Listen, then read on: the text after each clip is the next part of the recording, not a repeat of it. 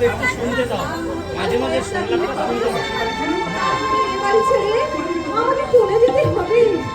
এই দুদিনের বাজারে এবার আমি কাজ দেবে।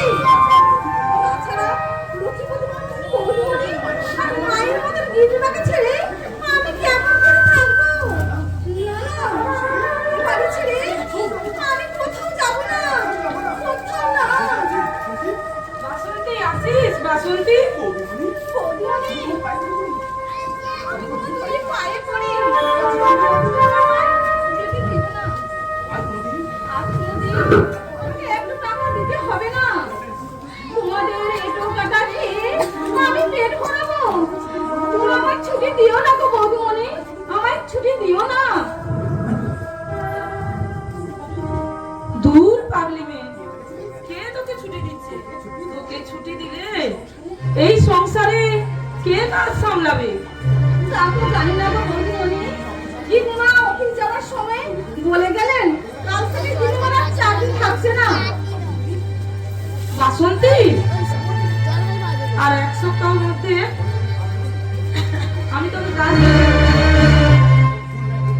ভুল নয় গো বৌদিমণি, ভুল নয়। সরকারের সঙ্গে কি একটা কেসে গিন্নিমার অফিসে 10 জনের চাকরি চলে গেছে। গিন্নিমা তাদের মধ্যে একজন।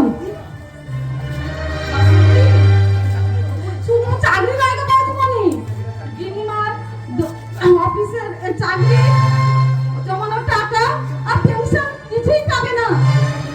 তাই বোধহয় মা এতদিন এত বর্ণনা হয়ে যাচ্ছে, কিন্তু এই দুঃসংবাদটা মা আমায় জানায় না কেন? আমি যদি আমার মাথা চোখ দিয়ে যেন কেমন হয়ে যাচ্ছে।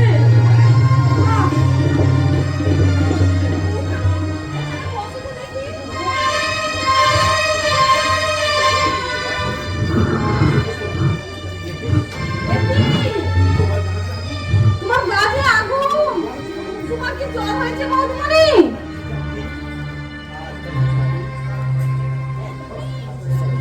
আজকাল কয়েকদিন হলো তো দাদাবু বাড়িতে নেই, ভেবেছিলাম সেরে যাবে, তাই মাকে বলিনি। কিন্তু আজ দুপুর থেকে হঠাৎ করে জ্বরটা বেড়ে উঠেছে। এই 3-4 দিন জ্বর গায়ে কাজকর্ম করে চলেছো।